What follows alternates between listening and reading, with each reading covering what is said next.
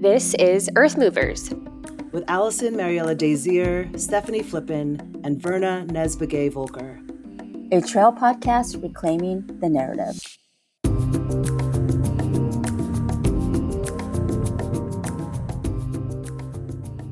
All right, everyone, welcome back to Earth Movers. We are at season 2, and we are chatting on our trail podcast, Reclaiming the Narrative. I'm Stefanie Flippin, one of your co-hosts, and today we have Miss Cristina Regalado as a guest. Cristina is a trail runner, physician assistant, daughter of El Salvadoran and Mexican immigrants, as well as the co-founder of Wasatch Trails Collective, a local trail running group for BIPOC runners in Utah. Wasatch Trails Collective's mission is to create an inclusive and supportive community for runners of color along the Wasatch Front, empowering runners of all levels to achieve their personal goals, improving diversity and equity in the broader running community, and reducing barriers that limit participation and representation of people of color in endurance sports. Cristina has also served on the board of directors for Women of the Wasatch, a women's nonprofit group in Utah, and has worked with Bigger Than the Trail and the National Alliance on Mental Illness to help fundraise and advocate for mental health care. In addition, Cristina is just a wonderful human being, and I've had the honor of connecting with her a handful of times over the years. And it's so wonderful to have her here as a guest. Cristina, welcome. Thank you so much for having me, Steph. Yeah, how are you? We were just chatting before I hit record about how hot it is right now. So I feel like I'm like sitting in my office sweating a little bit right now. It's like mid-March. We both live in the mountains. But yeah, it feels like summer. So yeah, how are you? I'm doing well. I'm excited to chat with you today. Yeah. Okay, awesome. Well, before we dive further deeper into things with Cristina, I do want to give a sincere thank you to our presenting sponsor this season, Ultra. Ultra is the original zero drop shoe, and they have so kindly offered a 10% off your first Ultra purchase using the promo code EarthMovers10. They have a 30-day policy where you can try and test out their shoes and send back, exchange, return if they don't work out for you. And again, we are just so deeply grateful for Ultra's support in elevating these conversations. So yeah, let's dive into things, Cristina. So like I said, you and I have connected over the years through mutual friends and the advocacy work that we both do. And if it's okay to quote you, I actually haven't been able to stop thinking about something that you mentioned in an application that I had the deep honor of reading. You said, "Who am I? This is a question I ask myself often. I am the daughter of El Salvadoran and Mexican immigrants. I've never felt like I was enough, not Mexican enough, not El Salvadoran enough, not white. I found myself in the sport of trail running to silence my inner demons. With each step on grueling climbs and technical downhills, I have hoped to reveal something greater within. Instead, what I found was that the trail running community felt elite and out of reach. I did not see myself reflected. Still, I ran." That was one of the most powerful statements that, like I said, that I've had the honor to read. And I was wondering if you could just tell us a little bit more about yourself and who you are outside of being a runner. Yeah, I am. My pronouns are she, her, and I'm, like you mentioned, a first generation daughter of immigrants. And aside from trail running, I work in healthcare. I'm a loving daughter, a loving sister, and hopefully a loving community member here in Salt Lake City. Yeah, wonderful. Yeah, and you had mentioned you're a healthcare provider, a physician assistant, and like you and I both know, like this is such a challenging profession. But I wanted to stop there. What specialty are you working in? I currently work in urologic oncology. Okay. So I work with cancer patients. Okay, gotcha. Yeah, and I mean, healthcare has just become increasingly more challenging, right? Ever since the pandemic, and then especially like in recent years or recent months, we've just seen a growing divide in accessibility. Yeah, I mean, can you speak a little bit more just about your job, your profession in general, the power of representation too? Like we both know, there's certainly like a paucity, especially with female, like women of color in the space. But yeah, how has your work as a physician assistant sort of inspired your work in the trail running world? Yeah. So I first want to acknowledge just like the sacrifices that immigrant parents have made for their children to Yeah. have just a chance at life. Yeah. And so, in my parents' cases, it meant like fleeing civil war, crossing Mm, borders on foot, just working 2 to 3 jobs just so their children can have yeah. a chance at their dream. And so Hmm. turns out that my dream was to work in healthcare and help heal other people. Mm, And so I didn't have like a blueprint to follow. hmm. Neither of my parents have graduate level education, and my Hmm. mother actually didn't graduate high school because of having to flee the country. And Yeah. so, yeah, I'm just very, I feel very honored to Yeah. be in the workforce as a healthcare provider. Hmm. When we look at representation in healthcare, 7% of all practicing PAs, which is a physician assistant, Hmm. are Latina women. And if you look at like how many physicians are Latina Yeah. women, it's around 2%. Hmm. So it's Hmm. just really important that there's more representation in healthcare. Yeah. In my personal case, only one other person in my graduating class looked like me. Mm, Um, and so when I first graduated PA school, I worked at a community health center, and about 80% of my patients were Spanish speaking or refugee population. Mostly worked with uninsured or underinsured patients, hmm. and you could just see the palpable relief when I walked into the room speaking Spanish, and was Yeah. able to just relate to them beyond I'm here for a headache Yeah. evaluation. And just you're able to better address their social determinants of health and just kind of treat the Mm, whole human, hmm. rather than just a person through an iPad translator. Yeah. Yeah. Um, Hmm. yeah, so I think representation in healthcare is incredibly important, but I think Hmm. you can extrapolate that and say like representation in the trail running community is also important. Yeah, yeah, absolutely. Um, yeah, I mean, when you were just sharing about that, I think about too, one of my co-hosts, Allison Desir, she's a mental health specialist and a therapist. And her and I, we've publicly discussed this on Earth Movers too, just how important it is. You shared some statistics. I don't have the statistics in front of me for therapists or health care providers, but yeah, I mean, when you are trying to open up the most vulnerable aspects of yourself with someone who's providing care, it's an innate barrier already. If you can't connect with them on a cultural level, or it's not like you have to look like every single person in order to do that. But if that's not accessible to you in any way, it's like I said, just another barrier to have to try to bridge. So yeah, I deeply appreciate you sharing about that. You had also shared a few months back, please excuse my Instagram stalking here. You had recently shared just something that also stuck with me about you mentioned the duality of healing others while healing yourself. And then you so sweetly mentioned of belting my Mexican music at the top of my lungs and holding space to fall apart in order to piece together a better version of myself. You have been so open, like on your social media accounts, and just I feel like in many aspects in terms of the work that you do about mental health. Can you talk a little more about that, and just your journey to centering that in your life? Yeah. So shortly after I graduated from PA school and started working full time, Yeah. around the same time, like parallel, I mean, I was struggling like with imposter syndrome of just, Sure.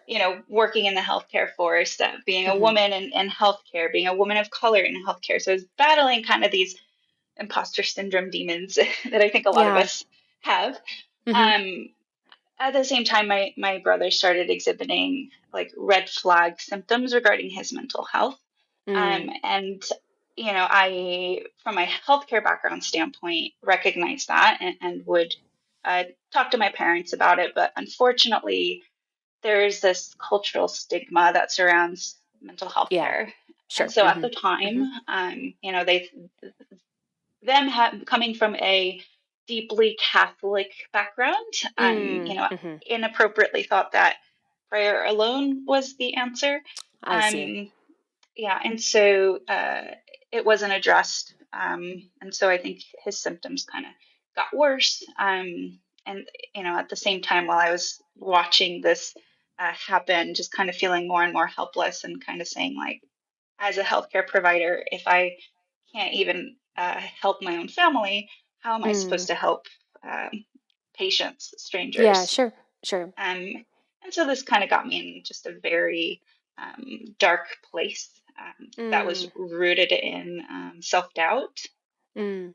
So my own personal mental health kind of started to spiral, and yeah, I failed to recognize my own red flags Mm. as Mhm. this was kind of evolving. Yeah. Just was struggling with self-worth. And Mhm. then I reached a point where um, in 2022, kind of my worst nightmare came true. Mm. Um, something my brother in his illness became violent, which Mm. is not this is not common with patients with Mhm. mental health issues, but Mhm. unfortunately, there was one incident. I am going to spare the details just out of respect Sure. for my family, but Yeah. it was deeply deeply traumatic, Yeah. and so feeling helplessness and just kind of despair there, and not knowing what to do, Mhm. um, I started contemplating suicide. Mm. Um, and yeah, but one day I went on a run to clear my head, Mhm. um, and that, along with like intensive therapy Yeah. and medication, I think got me out of kind of this dark hole. Yeah. And so, not to be dramatic, but I think trail No. running quite literally helped to save my life, along with, like Yeah. I said, therapy Yeah. and things Right. like that. Yeah. So I think the trails helped me find a way forward, and Yeah. have been incredibly healing. Yeah. Well, Christina, I just want to take a moment to pause and just really thank you for sharing and just having the bravery and the candor to share with our listeners. I'll certainly put a trigger warning too on this episode, out of respect for anyone that may be going through these types of thoughts, and we'll certainly share resources in the show notes as well. But yeah, like I said, I really, really appreciate you sharing. And yeah, I mean, like you and I have discussed and many people have discussed, it's one of those things too where like the ability to move our bodies outdoors, and have the accessibility and just like the safety to do so is such a critical component of mental health. Like to your point, it's a very much a multi-pronged approach.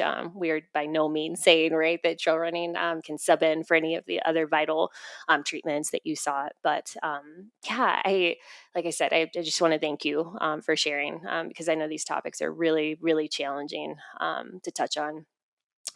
You had mentioned about the stigmatization of seeking mental health care, and I, as an Asian American, like I deeply understand that. Maybe not so much from like a religious aspect, but definitely from just like the stigma of it, and maybe just like not talking about it, and also just elements of being an immigrant too, and trying to follow like the model minority type guidelines and all of those things too. Um, but yeah, I wanted to ask and just dive a little bit further into, like everything that you shared is so wildly traumatic. And it just has me thinking about all of the current events, right, that are going on right now, just with the current political climate, ICE arrests. Like how, like, do you feel like you have been seeing either like a further need for yourself, to sort of like reinforce like mental health care, through everything that's going on right now? And are you seeing this, you know, uh, like a heightened need for it, like with your patients, your community, all of those things? Yeah, absolutely. I mean, with the current political climate, I think, like, we definitely need to recognize that even before all these ICE arrests, there kind of was this disproportionate um, incarceration rates Yeah. Mm-hmm. with Black and Brown folks, and Mm-hmm. with the general population. And I think, there's a statistics that Hispanic population is 2.5 times more likely to get arrested than a white citizen. Yeah. And this data was from before, Mm-hmm. the increased uptake in ICE arrests. So I think that statistic is likely much, much higher. Yeah. And so I think our communities are just at increased fear. Yeah. I mean, we say the trails are incredibly healing. Like Mm-hmm. going outside for a run is easy. You can just put your shoes on and go outside. But how do you do that when you're afraid to leave your house because Yeah. you're afraid of getting arrested, or you're afraid Mm-hmm. of going to the grocery store, or just existing without the Yep. fear of getting arrested, Mm-hmm. or your family getting taken away? Yeah. So of course, I think that dramatically increases the need for mental health care, and Yeah. that support. Mm-hmm. Unfortunately, I feel that the resources are already kind of lacking with Mm-hmm. trying to get people access to mental health care. I think, if you're uninsured, there are some Yeah. options, but not Okay. a ton. And so I think right now there's kind of this glaring need for Mm-hmm. increased resources for mental health care. Mm-hmm. Um, and I do want to just shout out Bigger Than the Trail. I Yeah. think they do, fundraising, and they do provide resources for people for increased access to mental health care. I Mm-hmm. don't think they're directly working with immigrant communities, to my Okay. knowledge. But in general, I think it's a good resource place to start. And then I Mm-hmm. think looking locally in your own communities, I think there are more and more. I think here in Salt Lake City, I'm noticing like Comunidades Unidas and different resources available. So look in your community, and Mm-hmm. I think it's out there, but I think it's needed. And I think this is just like opening the top of like a big further Sure. conversation of Yeah. then aside from access, which is already difficult, how do we then further break down the stigma of, Mm-hmm. being willing to accept that mental health care? Yeah, yeah, definitely. Yeah, and I mean, you had mentioned too, just like the elements of like multi-generational trauma that a lot of this is bringing up. Yeah, I mean, I really appreciate you sharing those resources there. Do you have any words of advice for anyone who might be feeling like just triggered by everything that's going on right now? Anything that you'd like to share from your own experiences? Um, yeah, I think it's really appropriate to set boundaries. Um, I think children of immigrant were taught to be gritty, be tough, don't complain, just move Hmm. forward, like stay hard mentality, right? Yeah. And so I think it's important to lean into the softness and Mm-hmm. really prioritize your peace. Mm-hmm. If setting boundaries means setting boundaries with your own family, which I've personally had to do in Mm-hmm. order to protect my peace without fear of disappointing others, Mm. and really focusing on, prioritizing your own peace. We don't have to be gritty or tough in order Yeah. to be happy and Mhm. healthy. Mhm. And don't give up. I think we are choosing to survive in a system that just wasn't built for us. And I think we are more than enough, and just continuing to reflect in that mantra. I oftentimes have to remind myself daily I'm more than enough, and leaning into that softness, Mhm. but also leaning into your community. Mhm. I think we're shouldering and carrying so much emotional weight. Maybe from the trauma that our parents went through, because we all heard stories of how Mhm. tough our parents had it, and Mhm. the journeys they took, the sacrifices they made to get here. And I feel we have that burden, or that shoulder, Yeah. that weight on our shoulders of, well, I have to succeed because they did Mhm. this for me. Yeah. And I think we don't have to carry that or shoulder that alone. There's Yeah. a community of people that are Mhm. in the same boat. And I Mhm. think in really leaning into your community, that can be incredibly uplifting and healing. Mhm. Just speaking to someone that says, or not even speaking, showing up to space.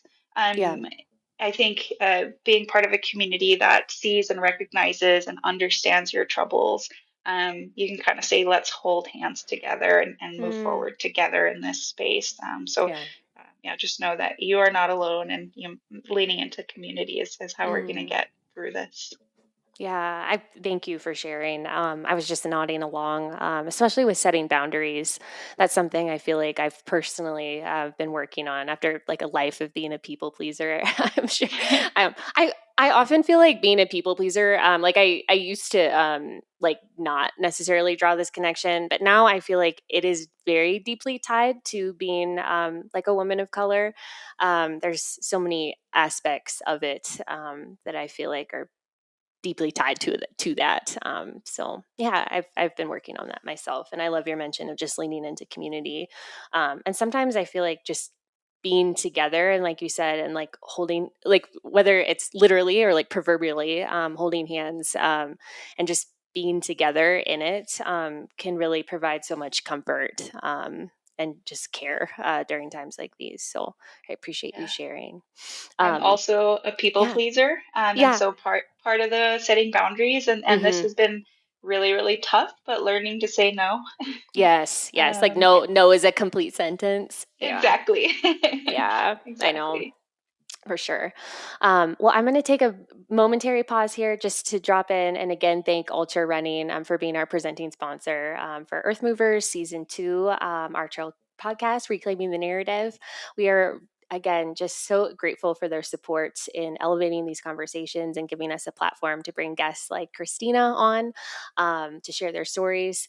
And again, they have so graciously shared a promo code with us that you can use for 10% off your first Ultra purchase. That's Earth Movers, all one word, 10 for Earth Movers 10. And yeah, again, thank you, Ultra. Okay. All right. So let's pivot a little bit here, Christina. I want to hear more about trail running, how trail running became a vehicle for you to just step fully into yourself. Um, and we've already touched on how it's, a pretty critical component of your mental health routine. But yeah, I want to hear more what brought you out onto the trails. Yeah. Aside from like the whole mental health component that got me Yeah. out to begin with, Mm-hmm. I realized that aside from it being incredibly healing, it's truly a place where I can authentically be myself, Mm, um, and show up in who I am today. Meaning, there's days where I show up and I go on a trail run and I just cry because I need to. mm-hmm. But there's other days where I go on a trail run and I go and I twerk on a mountaintop and I'm giggling and just being silly. And I think it's a place where I can show up in any way, any capacity without having to provide any explanations or Mm-hmm. try to reason why I'm showing up in this way. It's I can just show up and be and not think about it and Yeah. be as happy or as sad as I need to be and just kind of process through it. So it's incredibly meditative Mm. alongside it being healing. Mm-hmm. Yeah, I love that. It's kind of just come as you are. Hmm. Um, yeah, I love that you shared that. Yeah, I think I also wanted to know how long have you been living in Utah for? I've been living in Utah since 2015. Oh, okay, gotcha. And where did you grow up originally? I'm from Texas, actually. I Okay, was I was born in Los Angeles, okay, but we moved to Texas when I was about 9. okay, So I consider myself growing up there since I did all my gotcha. like high school years and things like Yeah, that. yeah, got it. What was your first trail race? My first trail race was the Moab Half Marathon. Oh, nice. I love Yeah. Moab. It's such a beautiful area. I had Um, done the Moab half marathon. It's a road marathon that mhm, goes down the canyon. yep. I did that run with my brother Hmm. right before he got really sick, and so Mm, Moab just kind of holds a special place in my heart. And yeah. so when I did the trail half, or excuse me, when I did the road half, Hmm. also started doing trail running around that time and thought, Hmm. well, I think if I can do a road half, I certainly can do a trail half. Yes. And then the ball really quickly started rolling Yeah. there, and I as went, it as it typically does. yeah, Yeah, I know. I feel like it's such a slippery slope. It's like, well, why do a 50 miler when I could do this 100 miler? exactly, Everything just, like I said, it just snowballs from there, right? exactly. um, Well, yeah, we'll certainly circle back to some of the races that you have on the calendar this year. But I do want to prioritize a lot of our conversation just about the work and involvement that you've been doing. Can you talk a little bit more about your involvement with Women of the Wasatch? So we'll start there, and then the development of your co-founding of Wasatch Trails Collective. Yeah. So when I had started trail running, I mostly would go by myself. And again, it was a time where, it was just kind of very dark for me. And so it is a time I needed some isolation. But as time passed on, I started feeling a little bit more and more unsafe. I Mm, think just nothing specifically happened. I hmm. think all women that run have experienced some thought or even action of making them feel unsafe, Yeah, either on the roads or on trail, whether it be, the thoughts of, I mean, they're even just going down the street, I've been honked at, right? So yeah. actions like that. Hmm. You see news of violence against women while they're out running. So yeah, I started thinking more and more about that. And I said, I think I really want to join some kind of trail group run where there's safety in numbers. Yeah. Um, and so early on, I had seen Women of the Wasatch and their Instagram, and I think they had been around just a couple months. Hmm. And I said, this is great. It's a group of women trail running. And I showed up, and there was just women doing the most incredibly badass things. I wasn't an athlete growing up. Sure. And I had never seen anyone do ultra running before. And here I am, and all these women are doing, they're training for 100 miler, they're training for a 50K. And I just thought, why not me? Like, why Hmm. can't I do that? Yeah. And so it was incredibly empowering just to be around a community of women that, yeah, are just doing really cool things.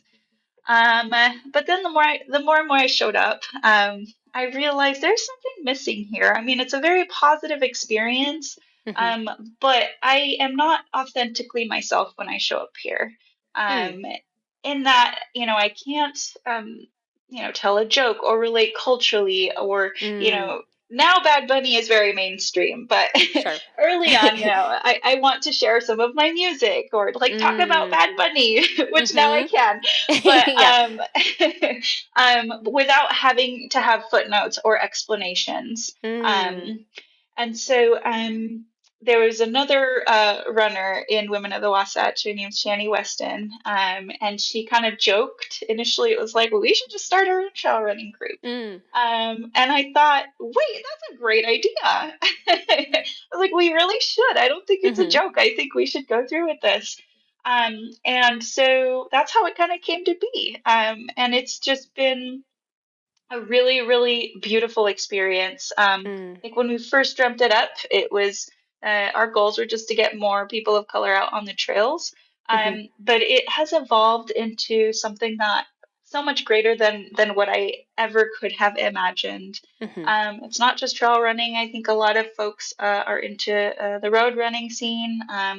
There's groups that will do road marathons together. There's a mm, group that just went out and did the LA marathon together.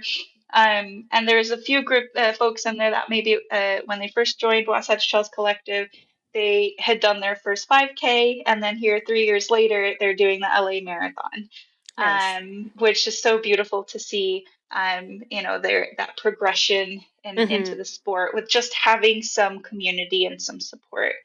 yeah. But beyond running, there's folks in the group that are doing a lot of community work and advocacy, just beyond running. Mhm, There are organizers that are working for the Salt Lake City Bail Fund, mm, and I just think that's really cool. So they're volunteering to go to people's immigration hearings, just so okay. that they have some support and safety, Mhm, and things like that. So I think it's just very very educational for me. I'm learning so mhm, much from those in my community, and very inspiring. mhm, In a time where there's just so much darkness, and it's overwhelming to know what can I do mhm, to help make a change. It's seeing, those in my community make a big impact in this way, Yeah. and just teaching me about what I Hmm. could do, I think has been beautiful. So Wasatch Trail has become not just running group, but so Mm, much more. It's like this big yeah. source of hope. Wow, that's yeah. I didn't realize how beyond like Wasatch Trails Collective has reached just outside of trail running itself. Mhm. That is incredible. How many members? And okay, let's. I'm gonna like organize my scrambled brain right now. What year did you co-found Wasatch Trails? We co-founded Wasatch Trails in 2023, and 2023. Okay. actually our third year or 3-year birthday party is this weekend. Oh, fun. That's exciting. That's really, really exciting. Yeah. That will be so much fun. And I was going to ask, how many members, like approximately, do you guys have at this point? I think there's some seasonality to it, but our Okay. Discord, I believe, has somewhere between about 400 members, I think. Wow. Yeah, but on our day-to-day events, Hmm. we might have anywhere from 5 to 20, if it's a Okay. bigger event, folks Okay. show up. Okay. Gotcha. But I think there's a lot of folks that join the Discord and are lurkers, so you should come Okay. and join. Okay. Okay. I will. How, for any of our listeners who are local to Salt Lake City, what is sort of like the structure? Like, do you guys have group runs? What types of events does Wasatch Trails host? Yeah, initially, we would host 2 trail runs per week, Hmm. and then when we realized a lot of the folks that joined were new to running, period, Hmm. or had more interest in road, we started a run Oh yeah, yeah, introductions. yeah. Yep. And so we do that during the week, usually on a Thursday. And we alternate 2 local parks here in Salt Lake City, either Liberty Park or Sugar House Park. Cool. And then on Sundays, we always have a trail run or optional hike. Hmm. Again, we've noticed an increased need of folks that, hey, I'm interested in hiking. I'm not Yep. quite ready to start trail running. Yep. So we have that option for both, and we stop and end together. It's a no drop, so we make sure that nobody gets left behind. I love that. And we'll certainly share all the links and all the info in the show notes. Like I said, for any of our listeners who are local or even like if you're planning a visit to Salt Lake City. I know I've been telling you privately that I'm like, oh my gosh, I need to plan a trip out and I need to make it so it coincides with some Wasatch Trails events. So yeah. Okay, so I wanted to ask you too, and you did just share like a few things, just like how Wasatch Trails has grown beyond like trail running itself. But I wanted to ask you, what meaningful changes have you observed in the 3 years since you co-founded Wasatch Trails Collective, and what changes do you still feel the need, like you still feel need to occur, not necessarily within Wasatch Trails itself, but just the sort of maybe continued work that you hope to see the group do, and then maybe upcoming goals for the group. Yeah, I think on just an individual level, and this has been the most gratifying to me, is seeing how much growth there has been in the runners, just from the first year until now. Hmm. Again, there's been several folks who, had never raced anything before and Hmm. raced their first 5K, all the way to, several folks that I think I personally inspired to run 100 miles and, Mm, have helped to mentor folks, to get to these longer ultra distances. yeah. And so to me, that's been the most gratifying is just seeing individual stories, Hmm. individual growth. For me, one of my most important missions is just getting more runners of color on start Yeah. lines, Hmm. on start lines of really hard races too. Yeah. Yep. And it's because we are strong and we belong there, and I Hmm. think there should be equal representation. And I think the more people of color on these start lines that we see, the more we're like opening that door for other people as well. Right. Um, Hmm. And so seeing these individual stories has been the most gratifying. Mm. But one of the big wins is we did a Dia de los Muertos 5K. We started that 2 years ago, Mhm. and it was a fundraising event. The year one, it was for Comunidades Unidas, which I referenced earlier. Mhm. But they're a community that provides, healthcare and many community resources Mhm. for the immigrant Latino population specifically. And then this past year, the SLC bail fund. Mhm. And so I think seeing just a couple of motivated folks like us put on an event like Dia de los Muertos that was for such important causes, but Mhm. also such a beautiful celebration of our culture. Yeah. And most recently we had mariachi band at the start and finish line of the race. This was very moving, and I think that Mhm. was something that I'm so incredibly proud to have been a part of. Mhm. Um, in terms of changes I'd like to see, I think this is still a hot topic of debate amongst the organizers right now. Mhm. Um, I personally would like to see us eventually move into the 501(c)(3) like Mm. nonprofit realm. Yep. Mhm. But there have been some very understandable concerns of Yeah. Sure. we're very vocal Mm. politically. Mhm. Mhm. We go to protests, we Mhm. scream Free Palestine, we want to Mhm. post openly about these issues. Yeah. And there's a lot of concern about, if we do become a nonprofit, we might not be as able to be Mm. politically vocal about these Mhm. issues. And I Mhm. think to our core, it's very important that we're not muted in Mhm. that capacity. Yeah. But I do see the benefit of if we did become nonprofit, there's a lot of grants and resources that we can get that our runners are desperately in need of. Mhm. So I think that's still a moving target and something that we need to discuss a little bit more. But Yeah. yeah, that's one area I think that Mm. we can make a change.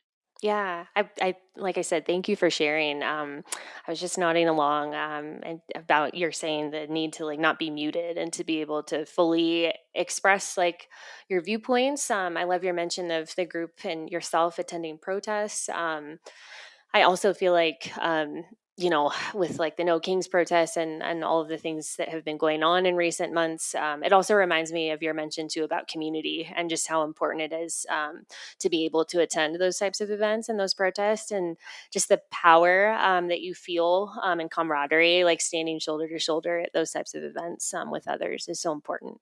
So I appreciate you mentioning all of those other issues that you are not afraid to speak out about. Yeah, well, pivoting just a little bit because that's actually how you and I connected a little further over the last year. But Women of the Wasatch, and you are you a current board of director, or is that like a former role that you held with them? I stepped down this year, so Oh, it's okay, freshly a fresh. former role. Okay, gotcha. But yeah, you and I had connected, like I said, more closely because Women of the Wasatch now offers a handful of scholarships each year. And you had personally reached out to me about coming on as a coach for one of them. But I was really impressed, Christina, just with how intentional and just thoughtful the scholarships were, and just like the format that you had laid out to me. And you and I have talked about that too, just about the need, right, to not just randomly throw people onto start lines without any type of support. And also the understanding too that like I mean, ultras are wonderful. You and I both enjoy them, but like not everyone actually wants to like run that far, excuse me. And not everyone has the time and the resources to either. So I was really impressed with the way you laid out those scholarships to me.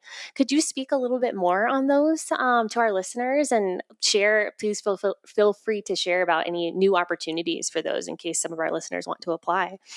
Yeah.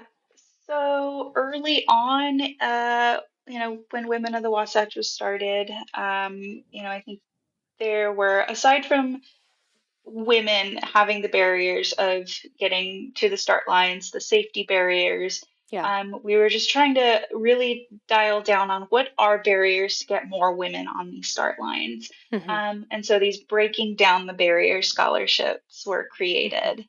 Um, early on, it was just more gear focused. Mhm. And then it slowly started evolving, and we said, what are other barriers? Initially it's like, okay, a pair of shoes, or Mhm. we need a pack. But they evolved into these more intentional scholarships of, is there a race of your choosing? Let's get you some mentorship or coaching support to get you to that start line. Let's get you the Mhm. nutrition that you need for these to get to this race. Let's get you menstrual product if you need menstrual products, Mhm. shoes, those types of things. And so we then became a little bit more intentional in the selection process. And there was one, like a general needs scholarship, going the distance for somebody that wants to go into that ultra space, a scholarship for a BIPOC runner, a scholarship for specifically a mother in the community, where we provided Mhm. more tailored, like maybe childcare Mhm. assistance. And so that's kind of what the scholarship program structure looks like, but it has kind of evolved year after year. It did kind of get the ball rolling on starting other scholarships. Mhm. We started a caregiver scholarship specifically for the mamas in the community. Mhm. And then we, in the past year, partnered with Speed Goat, which is, one of the hardest 50Ks in the country. Mhm. And there was this very, very disproportionate number or percentage of women on that start line. Right. And so a Speed Goat scholarship was started specifically for that. Mhm. And so I think the Breaking Down the Barrier scholarship really helped snowball these Yeah. other scholarship incentives, Mhm. and with the goal of, what barriers do women have to Mhm. access these races, and how Mhm. can we break those barriers down to get you there? Yeah, thank you for sharing. This sort of pairs in tandem with some of the work that I've done. I've shared on this podcast, so I'm not going to drone on too much about it. But yeah, it's sort of it's I've been involved with GU Energy Labs scholarship into Western states, which I'm so excited to share. Spoiler alert: some of our listeners probably may already know this since it was publicly announced on social media, but. Cristina is the recipient of one of those scholarships into Western states this year. And I just I was so emotional. Like when our board was meeting, and I just knew that this was your year, and I was so excited to help at least bolster you and just help provide you with the opportunity. For our listeners, I mean, you can already tell just the type of work and the intentionality that Cristina brings to breaking down barriers for women in her community. And like I said, it was just honestly, the honor was all mine to help provide you with this opportunity into Western states. You're just so deserving of it. I'm getting emotional right now, but yeah, can you speak just a little bit more about your excitement to run the race this year? You're such a seasoned trail runner at this point. And I know Western States has been a big goal of yours for some time. So, yeah. I'm getting emotional too. Yeah. Well, um, you're so deserving of the opportunity. So I look forward to hearing about just your excitement about the race yeah. Well, and thank just you what so it much means for to being. you. Yeah, thank you so much for just being like such an advocate, and Yeah. yeah, just recognizing my little story, and yeah, I appreciate you. Yeah. Yeah, I think with Western, obviously, it's such a dream. Hmm. And honestly, when I received the news, I thought I was I thought I was dreaming. I got the email at work, Mm. and I literally had tunnel vision. I got hot flashes. I thought I was gonna pass out. I was like, why did I Oh, check my email in the middle of the day? yeah. Yeah. Um, but I'm still in denial. I'm like roller coastering. Mm. But Gear's been just incredibly supportive. Hmm. There's been yeah, just a ton of support, and Yeah. I'm really looking forward to getting to the start line. In terms of goals, getting to the start line has Yeah. is Sure. the biggest goal. So Yep. I've already, as long as I get to that start line, I feel like it's the biggest success to me, is getting to the Yeah. start line. Hmm. My second goal is have the most fun out there out of everybody else. Perfect. I'm not going to be the fastest person. but I will be the person that's having the most fun, the most Mm, joy. yeah. Yeah, I do plan on making it an absolute party out there. Good. Yeah. And yeah, I'm not just running towards a finish line, even though the finish line of Western States is insane. Hmm. But it's not just a finish line to me. I think it's creating a blueprint for other women that might look like me or that might Hmm. share the same background, that they Yeah. can follow, and just that they can see that they can do hard things too, that they can accomplish their dreams. Yeah. I'm so excited for you. I'm also just excited for you to bring your community with you to the race too. I know that like this run for you is not, to your point, it's not just going to be you out there like head down, and seeing like how fast you can run the thing. Although I have no doubt that you're going to run a very strong race. You also just recently ran a very fast road marathon. Is that correct? Last year, was that a Yeah, lifetime PR for you? I was just lifetime. like, yeah, light bulb just went off for me. I'm like, I think Christina ran a very fast time at St. George. Is that correct? That is correct. Yeah. Yes. So for our listeners, Christina is being quite humble right now. You are very fast, and even though that's not going to be like the forefront goal here, I do strongly feel you're going to have a really, really, really solid day out there, and I'm Oh, very excited to cheer you on. Okay. Well, we are getting towards the end of our conversation. And at first, when I was mapping out this conversation, I was going to quote you with something, but I feel like it is going to be much more meaningful if you actually read it, if you feel okay with doing so.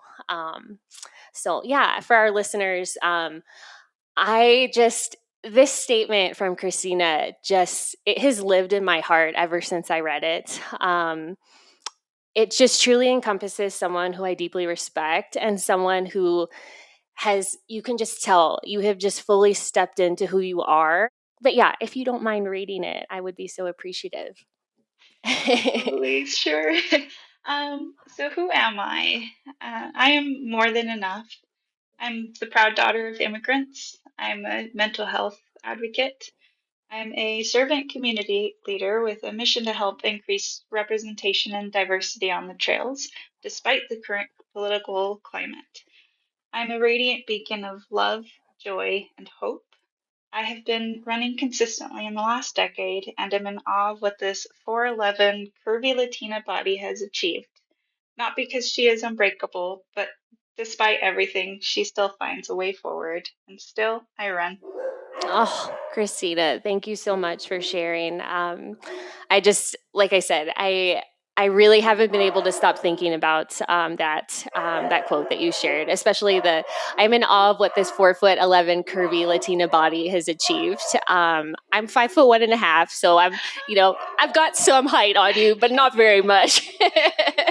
And I love that so much, right? Like we don't often see women who look like us on the trail.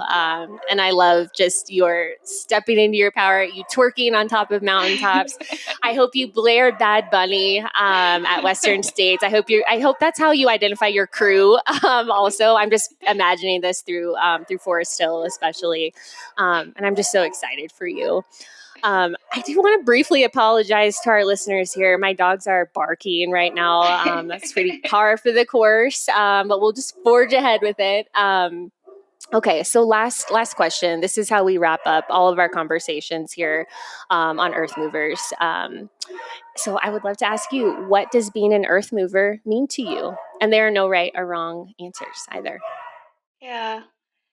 An earth mover to me is not someone that makes like a grand gesture or tries to change the whole world with one big splash. It's someone that, you know, focuses on the little ripples, and so tries to change their little slice of the world in whatever way they can.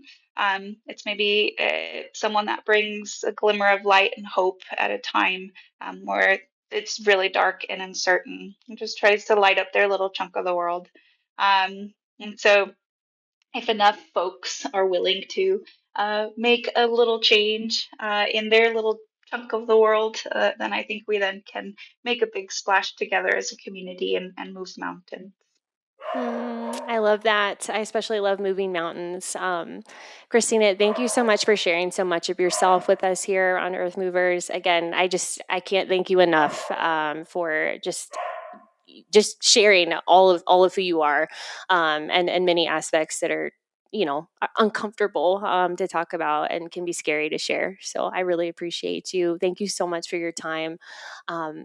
This was a wonderful conversation. I look forward to uplifting all of the work that you're doing. Again, we will share in the show notes ways to follow you on social media, as well as following your journey to Western States this year, and links to Wasatch Trails Collective, and all the other organizations that you mentioned here, especially for any of our listeners who may be local to the Salt Lake City area. So Cristina, thank you so much. Thanks for having me. Appreciate you, Steph. You bet.